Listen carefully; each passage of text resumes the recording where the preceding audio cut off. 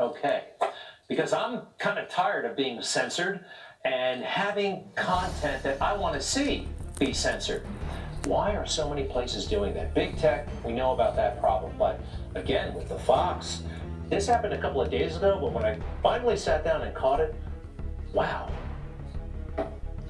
We want an honest, accurate, lawful count. We want maximum sunlight. We want maximum transparency.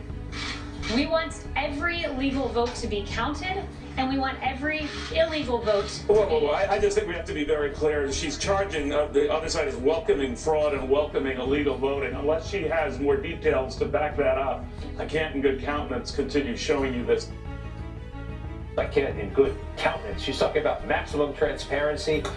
What does he think we're going to do if we hear that information? Jump out the window, burn things down?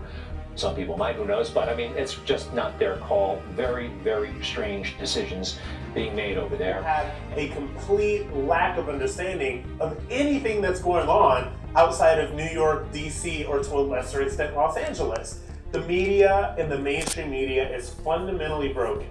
So these people who don't have any understanding about why people would vote Trump, about why African Americans would vote for Trump, why white men would vote for Trump, why any American would vote for Trump, sit there in their ivory towers in New York and DC, and they pontificate about why they think that these people vote the way that they do. And of course, it's always racism, it's always white supremacy, it's always those same buzzwords that African Americans that they have on the shows are nothing but left-wing Democrat activists who call everybody racist. I mean, that's all that they do. So my advice to you, when it comes to the mainstream media, stop watching it.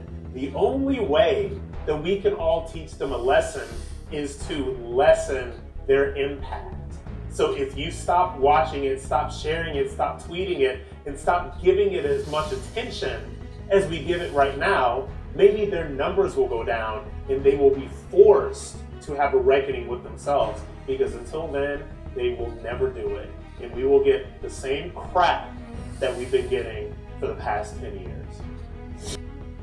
So this may not be the easiest time in the world to be a supporter of President Trump. He's got an uphill fight on his hands, on our hands. Here, swamp Republicans like this guy, Karl Rove, Turd Blossom.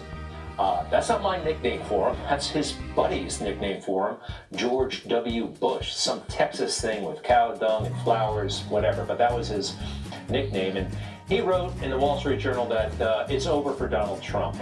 And the mainstream media took the bait. Karl Rove making it clear in the Wall Street Journal there's no evidence of fraud that would overturn the election. Even Karl Rove wrote tonight that, quote, this election result won't be overturned. Karl Rove, remember him? He penned an op-ed saying this is over. Karl Rove, of all people, just came out with an op-ed saying this race is over. Just stop it.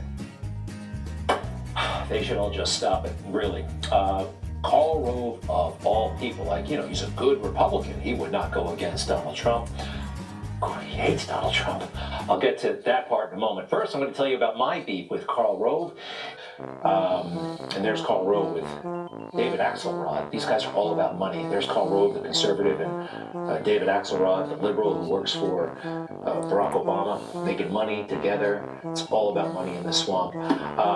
But this is why Karl Rove really hates Donald Trump. It involves Iraq, and it involves the Bushes. In this case, Jeb Bush. Karl Rove is totally devoted to the Bush family. And when this happened, it was over between Karl Rove, I don't care what he says, and Donald Trump.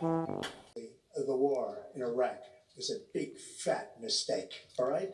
Now, you can take it any way you want, and it took Jeb Bush, if you remember at the beginning of his announcement, when he announced the president, it took him 5 days. He went back. It was a mistake. It wasn't a mistake. It took him 5 days before his people told him what to say, and he ultimately said it was a mistake.